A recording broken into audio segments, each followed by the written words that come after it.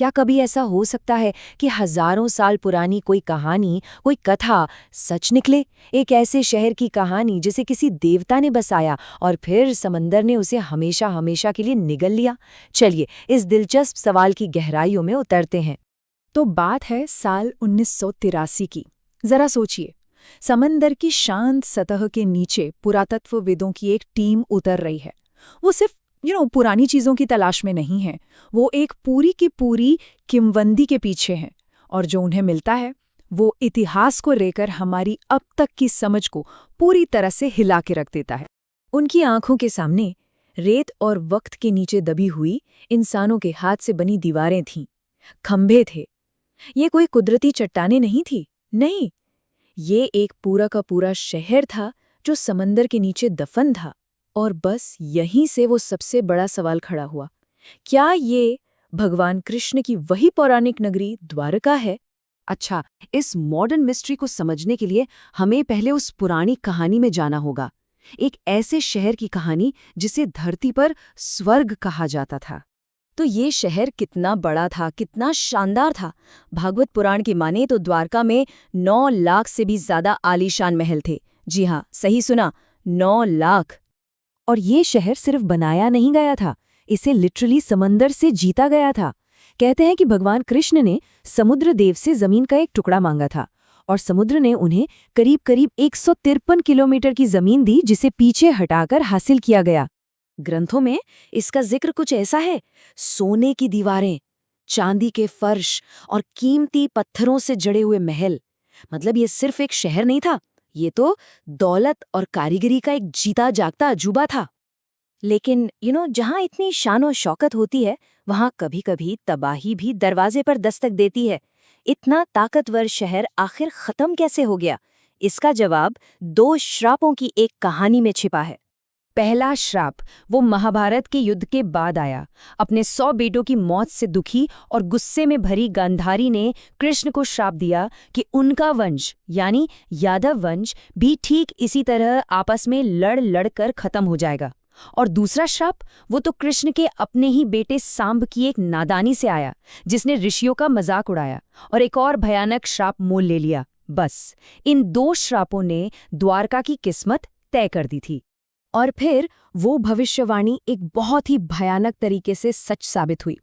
जिस श्रापित मूसल को पीसकर समंदर में फेंका गया था ना, उसके पाउडर से किनारे पर एक खास तरह की बहुत ही नुकीली घास उगाई और यही घास नशे में धुत यादवों के आपस में एक दूसरे को मार डालने का हथियार बन गई।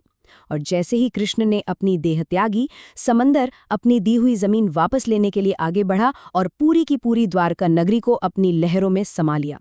सदियों तक तो ये कहानी सिर्फ किताबों में ही रही, लेकिन फिर 20वीं सदी में एक शख्स ने इस कहानी को इतिहास बनाने की ठान ली। उनका नाम था डॉक्टर S.R. राव, जो भारत के सबसे बड़े मरीन आर्कियोलॉजिस्ट्स में से एक थे। देखिए, ये समझना जरूरी है कि ये खोज कोई रातों रात नहीं हो गई। इसके संकेत तो 1930 के दशक से ही मिलने लगे थे, जब पायलट्स और मछुआरों ने पानी के नीचे कुछ अजीब सी चीज देखने की बात कही। फिर धीरे धीरे एक एक करके सबूत जमा होते गए और फिर डॉक्टर राव की लीडरशिप में 1983 से असली खोज शुरू हुई, जो करीब करीब 1 दशक तक चली। डॉक्टर राव का जो अटूट विश्वास था, वही इस पूरी खोज की असली ताकत थी। जहां ज्यादातर लोग इन किताबों को सिर्फ धार्मिक कहानियां मानते थे, वहीं उन्होंने इन्हें एक हिस्टोरिकल डॉक्यूमेंट की तरह देखा। उनका कहना था कि भाई, अगर रोम और एथेंस जैसे पुराने शहर सच हो सकते हैं, तो द्वारका क्यों नहीं? और बस इसी सोच के साथ वो आगे बढ़ गए। और ये सिर्फ विश्वास नहीं था, ये तो जुनून था। क्या कोई यकीन कर सकता है कि इस ऐतिहासिक खोज को शुरू करने के लिए उनके पास शुरुआती फंडिंग सिर्फ 800 रुपए थी? सिर्फ 800 रुपए। आज के जमाने में तो ये कुछ भी नहीं है। ये दिखाता है कि उनका संकल्प कितना मजबूत था, कि कैसे इतने कम पैसों के साथ उन्होंने इतना बड़ा सपना देखा और उसे पूरा करने में जी जान से जुट गए। तो दशकों की इस मेहनत के बाद डॉक्टर राव और उनकी टीम को आखिर समुंदर के नीचे मिला क्या? चलिए अब देखते हैं कि कैसे साइंस ने एक पुरानी कहानी को सच साबित करना शुरू कर दिया। अब यहाँ से चीजें वाकई बहुत दिलचस्प हो जाती हैं। जब हम ग्रंथों में लिखी बातों और असल में मिली चीजों को आमने सामने रखते हैं, तो जो समानताएं दिखती हैं वो हैरान कर देने वाली हैं। ग्रंथ कहते हैं कि द्वारका एक किले जैसा शहर था और खोज में क्या मिलता है? 560 मीटर लंबी पत्थर की दीवार। ग्रंथ एक बहुत व्यस्त बंदरगाह का जिक्र करते हैं और यहाँ समंदर के नीचे से प्राचीन पत्थर के लंगर मिलते हैं। ये सब सिर्फ इत्तेफाक तो नहीं हो सकता, ये किसी बहुत मजबूत कनेक्शन की तरफ इशारा है। लेकिन सबसे चौंकाने वाला सबूत तो तब सामने आया जब वहां मिली चीजों में से एक की कार्बन डेटिंग की गई। और पता है क्या निकला? वो चीज 9000 साल पुरानी थी। 9000 साल! ये तो भारत के इतिहास के बारे में हमारी पूरी समझ को ही बदल देता है। ये तो हड़प्पा सभ्यता से भी हजारों साल पहले की बात है। इसने इस रहस्य को और भी गहरा कर दिया कि आखिर ये लोग थे कौन। तो ठीक है, हमारे पास सबूत है, एक डूबा हुआ शहर असल में मौजूद है, लेकिन सवाल अब भी वही है, ये डूबा कैसे? क्या ये वाकई कोई श्राप था या इसके पीछे कोई साइंटिफिक वजह थी? तो अब हमारे पास दो वजह हैं जो एक साथ चल रही हैं। एक तरफ पौराणिक कहानी हमें श्राप की वजह से हुए एक दैवीय जल प्रलय के बारे में बताती है, और दूसरी तरफ साइंस हमें बताता है कि लगभग उसी समय जब आखिरी आइस एज खत्म हो रहा था, दुनिया भर में समंदर का लेवल अचानक और बहुत तेजी से बढ़ा था। तो क्या ये दो अलग अलग बातें हैं, या फिर ये एक ही बड़ी घटना को बताने के दो अलग अलग तरीके हैं, एक कहानी के रूप में और दूसरा जियोलॉजिकल फैक्ट्स के रूप में?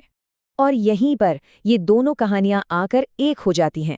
महाभारत में साफ साफ लिखा है कि द्वारका को समंदर से जमीन लेकर बसाया गया था, और जियोलॉजी यानी भूगर्भ शास्त्र भी यही कहता है कि उस दौर में समंदर का लेवल कम था और बाद में उसने उस जमीन को वापस निगल लिया।